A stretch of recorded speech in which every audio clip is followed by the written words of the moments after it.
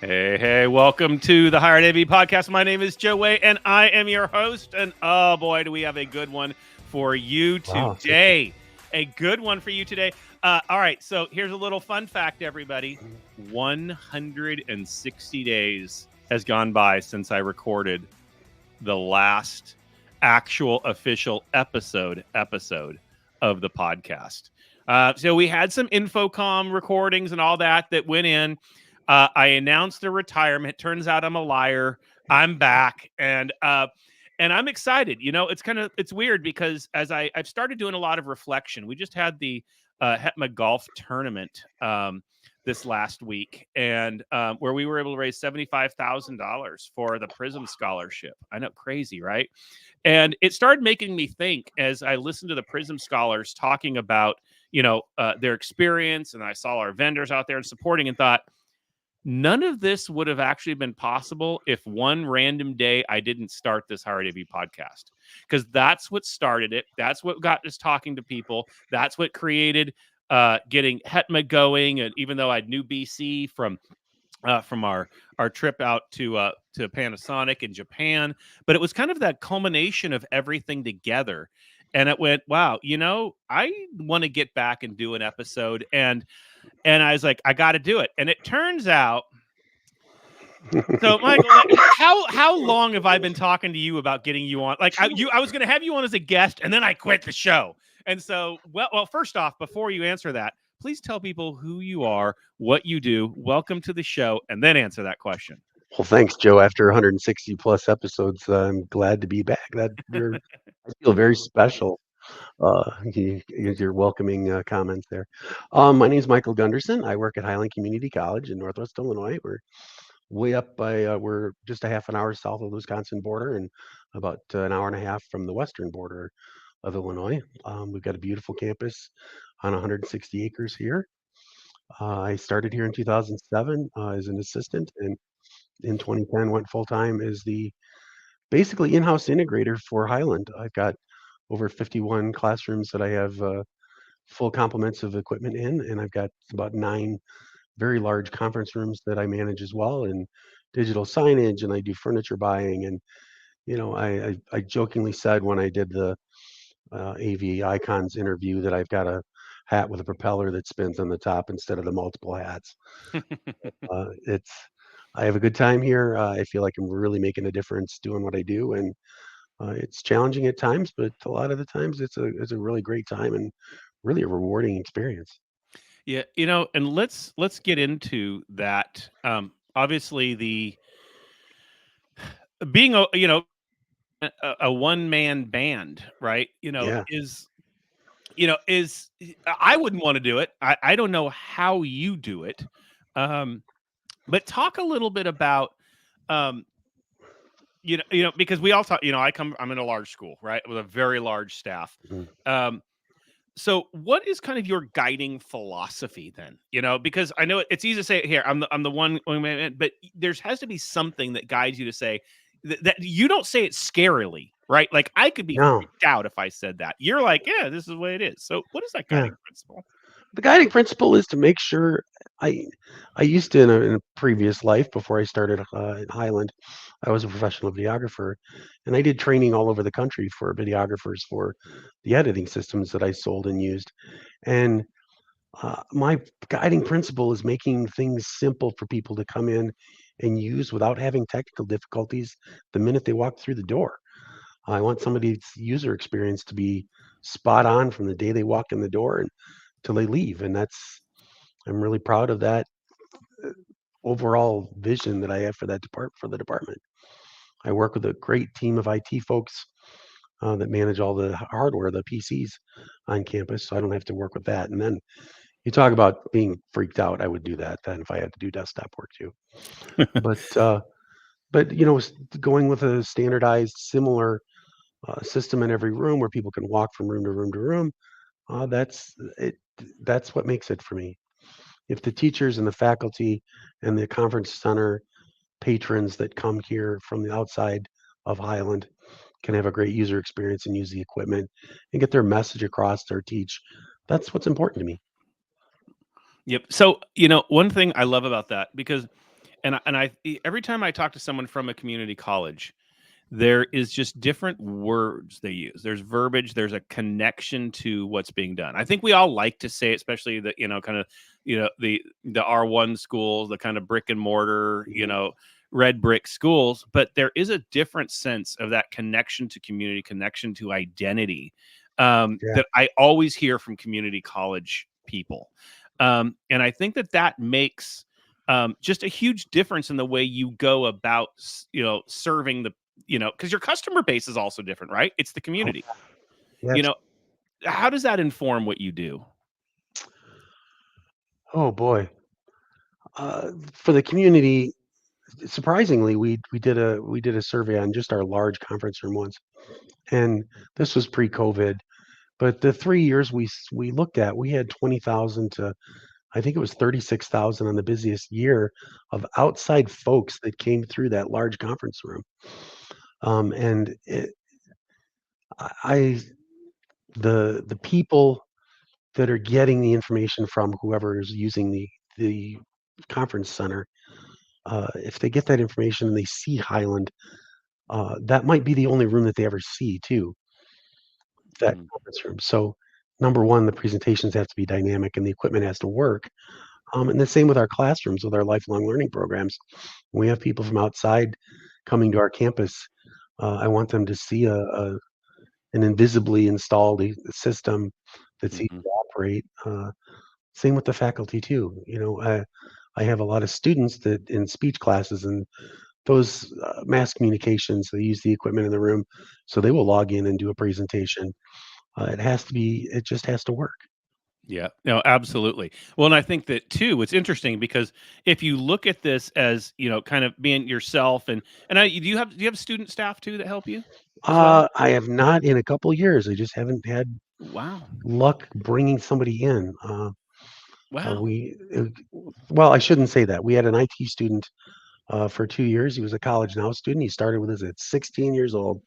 I was stunned that somebody that young could come into our department and make such a difference. And he's actually at University of Wisconsin Platteville, studying cybersecurity, and he's actually going to graduate with his bachelor's degree before he's 20. Oh, wow. That's So cool. yeah, so I did a great student there. It's nice to have the young people to help pull cables if you need to climb up a tall ladder. I'm getting up there now and have a significant knee and foot issues at the moment. So it's nice to have some help, but I haven't had a physical, AV student worker in a couple of years. But yeah, Zach was amazing to work with. Wow. All right. So that's brings up a good question then. You said you are kind of the in-house integrator, and you do all the design. Do you leverage integration companies? How do you? I do not like getting on ladders. I will not get on a Oh, ladder. But if you're going to do it all yourself, yeah. how much do you take in? Because I think, and the reason I ask this, let me actually, before I have you ask that, let me give some clarification, because I talk to a lot of people who come from small schools or have smaller staffs or both, right? Mhm. Yeah. Or medium-sized schools that still have a small staff, and they go, my work overload. How do I and I and how do can I handle it? What tips do you have? And I'm like, don't ask me. I've never been in that situation. And then I just see you so calm and like, this is it. This is life. Yeah. So what is the tip for them on how do you prioritize? How do you make that it just has to work? Where do you draw a line and where I'm going to outsource some, or do you take it on? I mean, there's got to be a secret sauce somewhere. Well, the secret sauce is just learning to prioritize what you're doing and what's important. Sometimes it's triage. Like Mm-hmm. this summer, I had 11. We had an entire floor of a building where the ceiling grid came down to be replaced and paint. And so they had to take every single thing out. The workstation had to be moved out. We upgraded 3 rooms to PTZ cameras and in ceiling mics and made them fully, almost nearly conference room ready for the faculty. On those big projects where I'm on a construction deadline, then it's outsourcing to a vendor. There's nothing that I can do. Excuse me. When I've got a 2 week time period to have installs done, it just doesn't happen. For a conference room here on campus, if it needs an upgrade or it needed something, you can just take it apart and work on it around the schedule of the room, and take the time it needs to be done. Yep. Changing projectors or things like that in between. If something goes bad, then that's something that I do. But large projects on short deadlines, I definitely leverage our integrator that we use. So he's there. It's those relationships are paramount to keeping things running smoothly.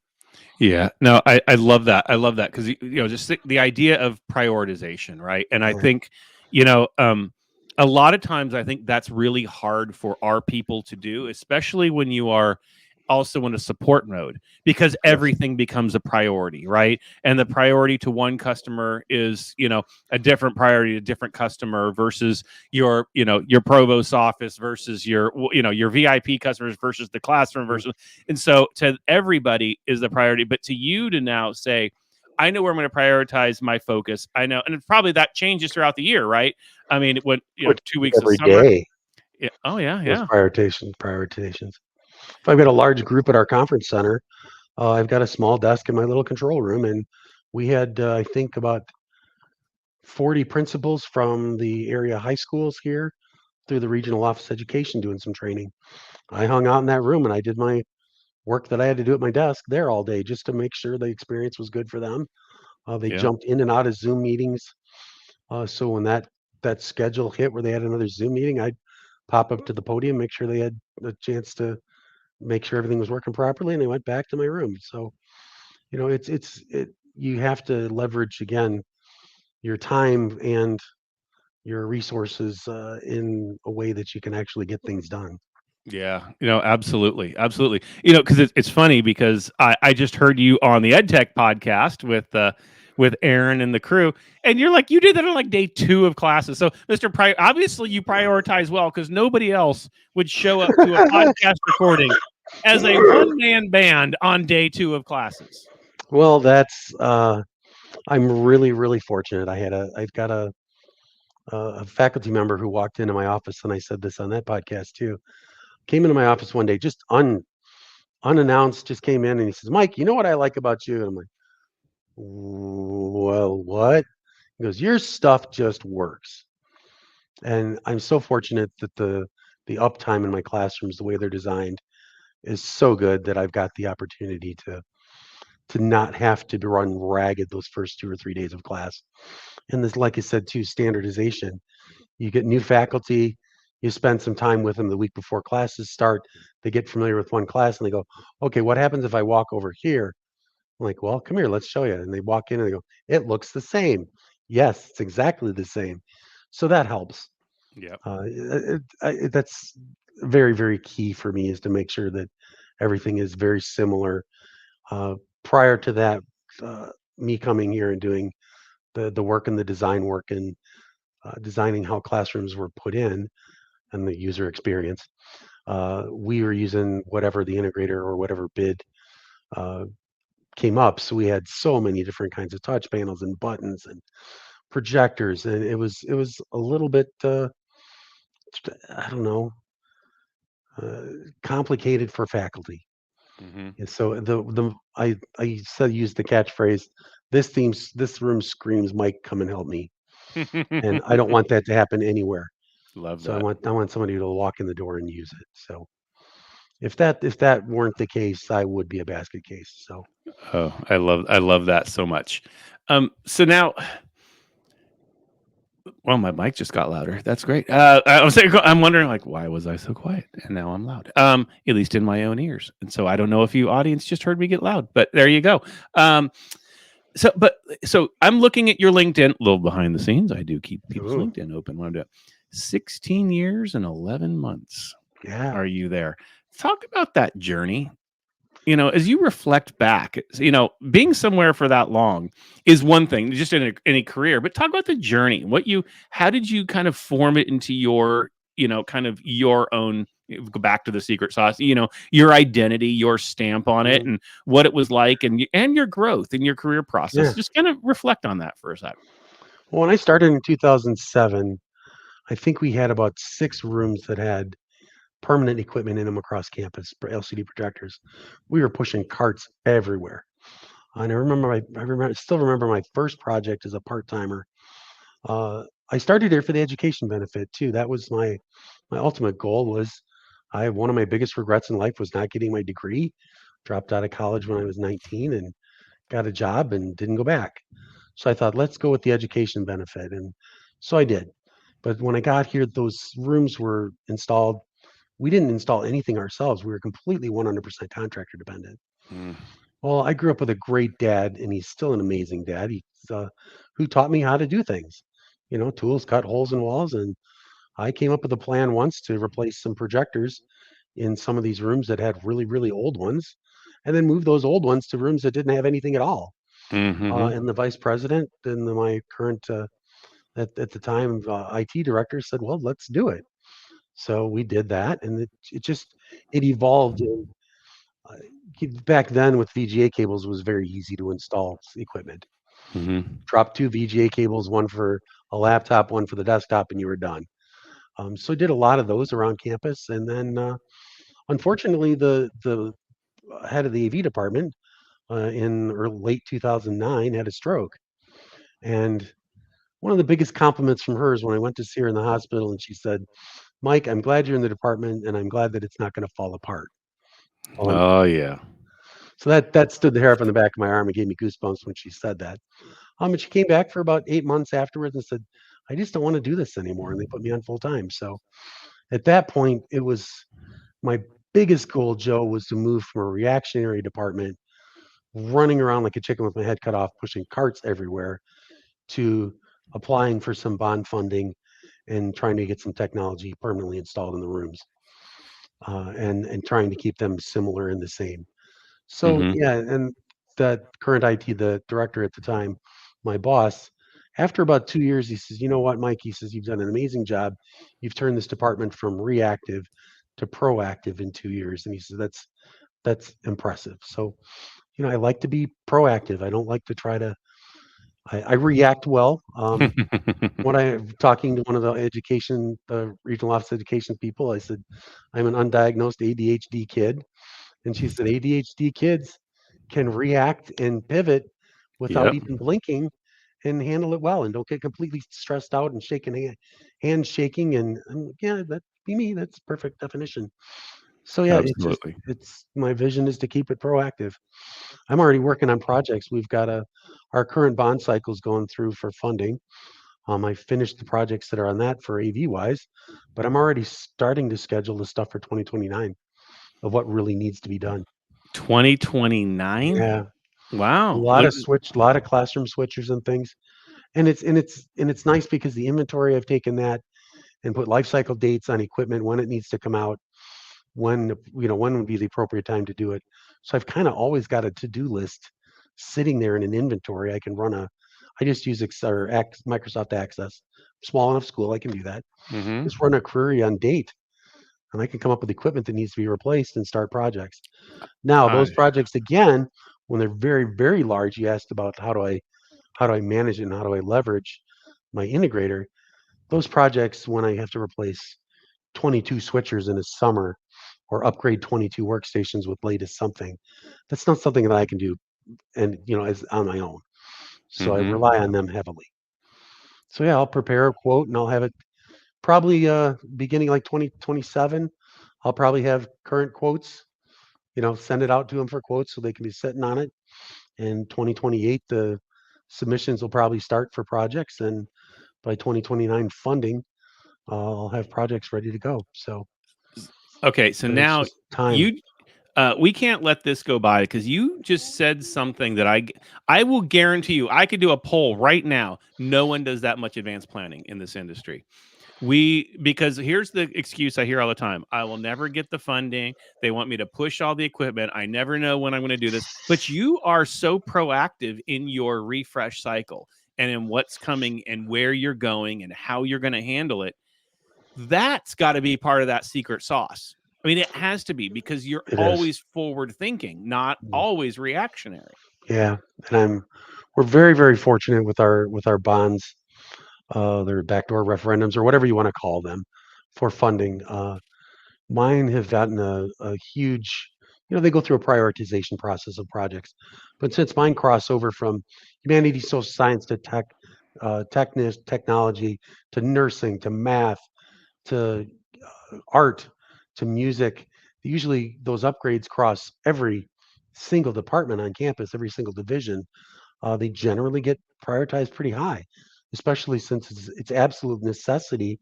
I mean, you can't take I some a lot of the switching devices, they're just going to last. But trying to be proactive on them.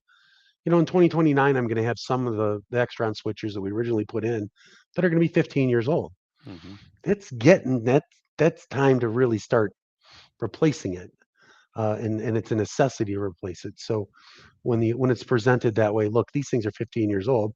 They had a 3-year warranty, extended to a 5 since we're got a GVE Global Viewer Hmm. Enterprise with Extron. That they're 10 years out of warranty. They look at you, go, oh my god, and then it's it's on the committee and the college cabinet to prioritize those projects. But I've been really, really fortunate that my projects have went through. Now, if they didn't, I'd be in a whole different. I'd be in the same boat as those other people yelling, "Where do I get my funding?" Yeah, yeah, Um, yeah. the other thing that we do with our projects too is we tie them specifically to our strategic plan. So I was amazed when I was sitting at the higher ed AV award, sitting across with some guys, and they were talking about trying to get no, it was the higher ed summit this year at InfoComm. Hmm. Talking to some guys from a major university, and they were talking about not being able to get funding for things. And I asked them flat out, "Do you have a strategic plan?" They're like, "Yeah, that's like a 1,000-page document. I'm not going to read that." And I'm like, "Dude, you have to read that. Pick Yep. out the sections where it says essential technology for class, teaching and learning. Pick out those snippets, put it on the PO requests, put it on your project submissions, put it on your, hey, I've got emergency funding. This thing is broken. We need to fix it. This is why." And they looked at me just wide eyed and stunned and thought I just given them $1 million. Yeah, You have 100%. to you have to pick that out. So all of our things are tied to our strategic plan and our growth opportunities. Yeah. It's funny. I love what you're saying because this is kind of actually one of the things for me now at UCLA in my new role is we just came out with our 5-year strategic plan to really modernize so many different areas. And we're Yeah, doing our digital campus roadmap, which is a number 15 different initiatives and that cover network upgrade, Wi-Fi, all the stuff. But modernizing the audiovisual experience is one of them, and it's the committee I chair. And it's very different talking about things from the strategic plan point of view. It doesn't also hurt that we're going to be hosting the 2028 Olympics and be Olympic Village. That doesn't hurt either. But the fact that I can say, look, we have the school itself has said these are our priorities. And so when I'm talking to people and saying, well, why do this and do this, it follows and fills section number 4.3. There you go. right. That's the committee I chair. 4.3 subsection 63. This And is it. and and Yeah. and then it makes sense, and then you can put it in those terms. Then people go, oh, I get it. You're not just coming asking for money and some cool toys. You're like, no, I'm following what our edict is, right? Yes. I love that. That is such a piece of gold right there, and I love that you think of it that way completely. It is. You have to. Our board of directors. I just got goosebumps when I started to say this. Uh, I'm so humbled that the money I've spent the last couple of years has been a lot between furniture projects and renovating spaces and new spaces and new nursing sim hospital. I've probably spent $750,000 in the last 5 years on projects here on campus in Hmm. one form or another. I have never had anybody question, why are you doing this? I get Hmm. signatures and they're approved. And that, to me, that's very humbling to have Yep. that kind of backing of your board of directors or your college board, the president, my vice president, who's the CFO, and my boss, the IT director. It's, but it's also communicating. They Yeah. know what those projects are. You communicate with them. You ask the questions about when and timelines and those things, and you have to. So, but keeping just having those day-to-day conversations, knocking on the door. Hey, do you have a minute? I'm thinking Yeah. about this, and I don't see funding available. And sometimes our CFO will go, "Well, how much is it?" And she comes up with the funding if it's an absolute necessity. The Yeah. one thing that I love about a community college, and this one in particular, if something's broke here, we fix it. Hmm. We don't band-aid it together for another 5 years and have to micromanage it and fight it. We come up, our CFO is amazing coming up with the funds when we need it, when something is down or broken or needs replaced. It's a blessing to have that kind of backing and that relationship. See, now that is a mentality from top down, right? And that's really, and I think that is gold right there. That is gold mine, being able to have that thought going, hey, leadership knows it's important as well, right? And it Yes. builds that trust and builds that Mhm. relationship among you all, right? And I think that that's huge. So I want to turn. I'm gonna turn pages a little bit because you brought it up. You brought up the Higher AV Awards. You brought up the Education Summit. Saw you at InfoComm rolling around there and rolling around the floor. When you go to a show, let's talk about the importance of it, especially in your role, right? Talk about Mhm. when you. What are your priorities when you go? What are those kind of top three things you're saying? This was a successful week if dot dot dot. For me, it's building those personal relationships with your vendors, the Mm-hmm. Epson vendors, your projector vendors, your switcher vendors, your microphone vendors, the people that you use on a regular basis. Those are paramount to me. I've worked with a furniture company for a lot of years out of Wisconsin, and that personal relationship with my territory manager has been amazing because I've called sometimes and she'll call me up and say, "Hey, so and so just had my sample and put a big dent in the side of it. Do you think you guys can use one?" Absolutely. Okay, I'll bring it over. Done. Those personal relationships, have actually making those people your friends is huge. And I think Absolutely. that's, for me, that's number one, is making those personal connections.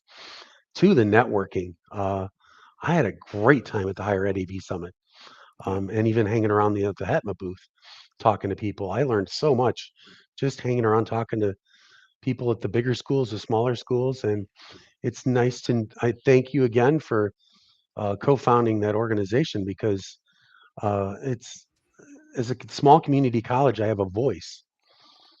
My projects. Sitting down with, like I said, the the summit with the guys from the university, big university, and I said, read your strategic plan. A little guy just might have made a difference. Hmm. One Mm-hmm. person department at a small community college of 2,200 students this semester could have made a huge difference on a on a large college campus. I Yeah. think it was a Division I school I was talking to too. So yeah, it was. It's just, those relationships are nice. New products too. I really enjoyed seeing the HETMA approved Mm-hmm. pieces everywhere. I tried to follow where those were and look at what the new products were. I wrote down a lot of the things from the Higher Ed AV Awards too. That was Monday night, right? That was the Monday night. Yeah. Yeah, Monday night. Some of the things that got the awards, and made it a point to go over and see what those were. Love Hey, it. this, I've never heard of this, and they just won the award. What is it? Hmm. So I did a lot of that as well. But Ah, reconnecting with your existing vendors and your salespeople. When Hitachi was still selling projectors, my Hitachi rep flat out asked me, "What will it take to get you to put projectors on your campus and switch over?" I'm like, "Well, this," and he's like, "Let me see what I can do." mhm. And I got great pricing and got to be really good friends before they decided to close up shop and everything went away. But having those relationships, I think, is really key, because if you need something, then you can Yeah. um, go to them Hey, for advice, etc. It's just, as a one person department, you have to leverage other people's minds, ideas, learn every day. You can't do it all on your own. You have to yeah. depend on those good people. I've got such a great integrator that I've worked with in my 16-year journey here. On my first week I was here, I had three install guys from a small company out of Iowa, that were doing our work, and I liked them so much. I've actually followed those people through three different companies to where they landed now, their fourth company. And 16 years later, the lead installer is now my project manager at the company I deal with now. Love it. So having those relationships are important to me. They always did such great work. They were easy to work with. They were great people, and I never had to micromanage them from day one Yeah. in 2007. So yeah, we got a 16 and a half year relationship Wow. with one of those guys, and it's important. Yep. People are important, and 100%. working with your faculty too. You know, I as we said in the podcast with Aaron, you have to know how they want to use the equipment. So occasionally I sit down in a class, I park myself in there and say, mind if I sit through and see how you're using this? And then Mm. afterwards I'll say, look, I'm going to sneak out after, 20, 30 minutes. Hope you don't mind. And Yeah. usually I sit in the front row, which is usually empty anyway. So yeah, sit down, look at how they're using it, understand what they need, and try to, if I have to, make a design change or even let them know something that would make their life easier Mm-hmm. too. One of the things that I came up with lately was, if you've ever seen little product Stream Deck, Yep. Yep. I love those. I Love programmed Stream one Deck. for our main conference room that's got all the Zoom shortcuts, camera flip shortcuts, uh, group participant mute. So after seeing somebody fumble through a PC, clicking in a Zoom meeting to mute everybody and then unmute them back, like this would be a really good spot for this little Stream Deck, little 6-button Stream Deck for Zoom. They love it. Yeah. So all of those little things, if you don't watch and learn what they're doing and how they're leveraging and using your equipment, why am I here? So Yeah. Oh. Um, there was so much gold in everything you just said. Um, I won't I, charge any more for that. yeah, yeah. I should pay you for this episode because that was just fantastic. Because I think let's start with if I take your priorities, you like say your info coming, like obviously networking. We all say that, right? Go Mhm, see your people, connect to your people, the knowledge sharing, and the getting there with your reps and everything and mhm. seeing the products. But you made a good point in saying like the little school, that little giving one nugget away at the education summit and saying, look, your strategic plan and being able to impact. Well, that's the whole point of like why HEPMA started. I sit there and think, first off, the t-shirt, I should have wore the t-shirt during this I recording. Look at that. I I almo I lost almost said that on Fridays. lost Is opportunity. wear your Oh shirt, man. Joe. Oh man, lost opportunity. Tell you Um, what, that was a moment I oh, will never forget in my entire I will life. never That was forget it. that was amazing.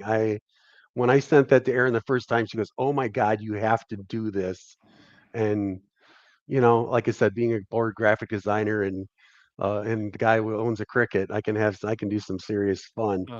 But Oh that my was gosh. an amazing experience, and to watch you and BC nearly cry on me was really, really, really rewarding. That's In, it, to me it, that makes the difference. I've got a dog who's actually a registered therapy dog, and I've said for years and years and years, there's no better feeling or no better endorphin rush than to make somebody's day. yes. Period. Yes. Oh If wow. you can make them smile, you can make them cry because they're so happy. That's it. That's it. If I'm on this planet for that one thing, that's what I want to be known for. So Well, it's well, you simple you were things. very successful that day. That's all I Well, can thank you. say. Because it really, that was again kind of those moments that make you go, "This became something." Right? Yeah. It's easy to get into it's a pet project, a thing, or just but to realize when lives get changed and you see things happen outside of yourself, and that was like giving up. I'm not gonna lie, like stepping down from chairs, it's been weird. It's strange. I mean, I'm still involved. I'm obviously all that stuff, but it's like what the fact is, it's not a true organization until it lives on beyond BC and I, Well, right? yeah. And And without growth, without change, there's no growth. yeah, You can say that about schools, about churches. One of my favorite things I got it from a UB Tech seminar the first year I went. One of the first slides that one of the presenters put up was, and I keep it on my phone. Um, Complacency will be the architecture of your downfall, and I live ooh, by that. I I love that. transferred it from like 7 different phones. It's a first picture under my camera roll because it's so old, but that's something that I strive for. If I get complacent as a one-person department, I can very, very quickly. This department could just spiral out of control with things that don't work. So if I don't force myself to plan ahead and be proactive, like I said before, this place, the technology is not going away in a teaching environment ever now. Mm, Zoom is yep. never going to go away. Remote learning is never going to go away. Those things are all important for our faculty and for our students. The Yep. students come in here, they need to learn, our people need the tools to teach. And if I can't provide those, and I get complacent, I think that's about time for me to retire. Yeah. So, 100%. I love that. I love that. I don't even know what to do. You know what time it is? It's time for the rapid round. That's a good okay, thing. all right, hit me. Good thing I couldn't come up with any more questions because now it's rapid round time. Because I just sit like I need 30 minutes just to go through all the nuggets you dropped. Oh wow. This is I know when episodes are going to be good episodes and get good numbers. This is one's going to get, because I think people are going to listen to this one multiple times. You have so many great nuggets in there. All right, rapid round of questions. So the rapid round, there are no right or wrong answers in any of these questions, unless I have an opinion of my own, in which case there could be a wrong answer. These questions mean nothing. All right, they're just fun questions, but everybody gets the same first question, and that is, because we are in college, it's all about traditions. What is your favorite college tradition? Wow. Class startup. Class startup. Go on. That rush of people coming in in the first of the semester, new faces, the excitement on some of the students, even the fear on some of the students, just to see new people coming in, the excitement that we've done upgrades in the rooms, that the faculty have new tools to work with. Um, that Starting up that first couple weeks is probably my favorite. We do a welcome party for students, a picnic, those kinds of things, just to start the semester off with a bang. So I think, yeah, class startup is my Uh, favorite tradition here. all right, I like that one. There is something to be said about the quiet to the chaos, right? Yeah, And that's a good seeing way the to put it, right. and it is.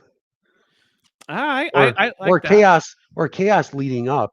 Those 11 rooms that we did this summer, and we built an entire welcome center in 10 working days with the integrator. Ooh. So from chaos to chaos is what I ran into. So, and I'm still picking up the pieces from what was given back to me that came out of rooms, trying to prioritize whether it can go back in or it needs to recycle. So All yeah, right, it can be calm to chaos, or it can be from chaos to chaos. And this year for me, it was chaos to chaos. But all yeah, right, I love to see the new faces, the new people, and just it's a lot of fun. all right, all right. I like it. I like it. All right. So you brought up kind of I'm going to go back to your answer, your info comment, because we're going to give you a few things. Well, first, networking. To me, networking is about the people, the events, and all of that. So if you had to pick one, or someone's new, they're their one man band at their school, and they can only go to two higher ed or two events a year, which two are you going and why? Uh, I would say the ETC conference, Mm-hmm. because that's very higher ed tech oriented. This will be my first one this year. It's actually in a I'll drivable see you there. distance. So yeah, the drivable for me, about 2 hours, which is great. Actually, about three. It's 2 hours. I'm stopping at my integrators in the Quad Cities before I go over to Ames. All right. So I would definitely say the ETC conference and InfoComm. Yep. InfoComm, pick out the vendors that, if you're brand new to the industry, find out what your 4 or 5 major manufacturers of things you're doing.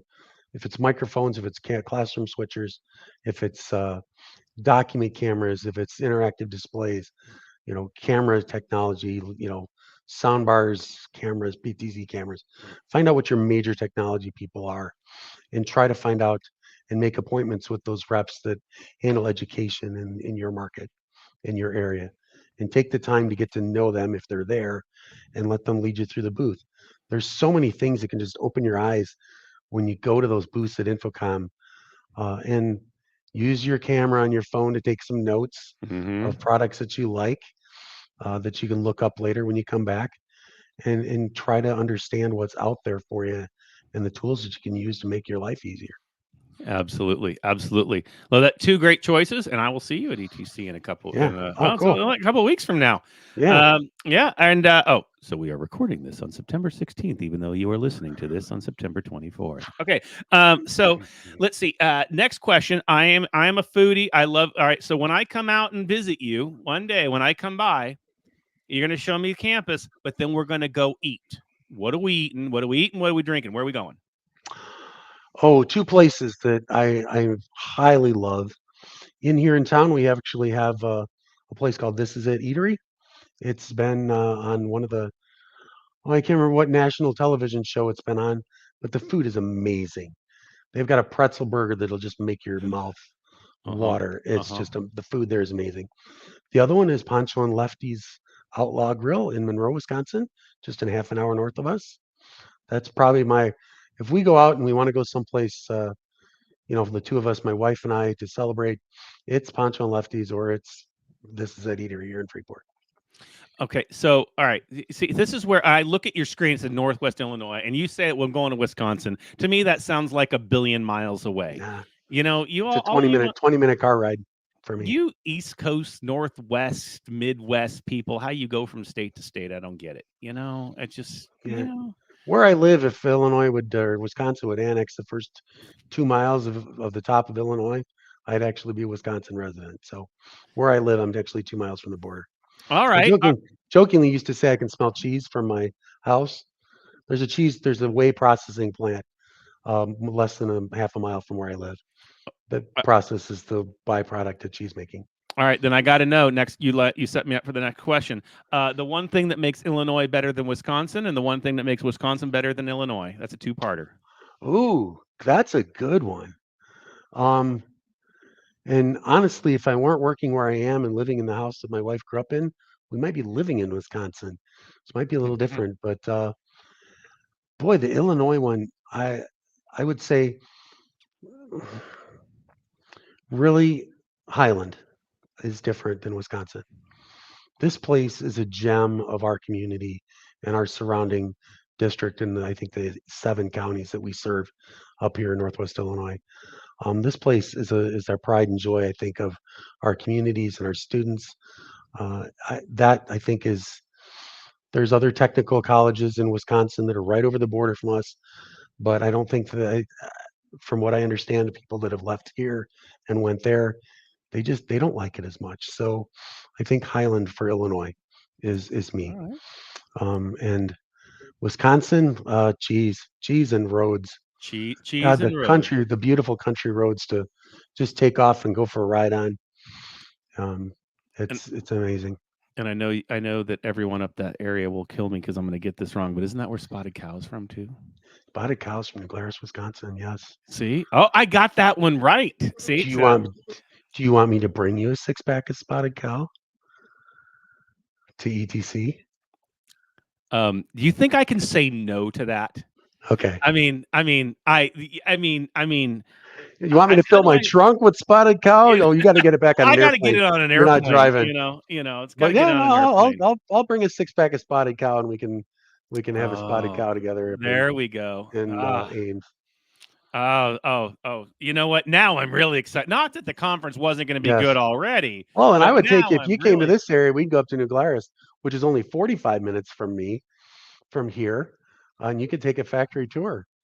Well, they have all kinds of beer. They've got berry and actually have a strawberry rhubarb beer as well. So they've got a Oh, ton of different ones up there at New Glarus. oh, So that they've got a brewery tour. Yeah, you can go see where it's made. God Meet is the good. spotted cow on campus Mm, there.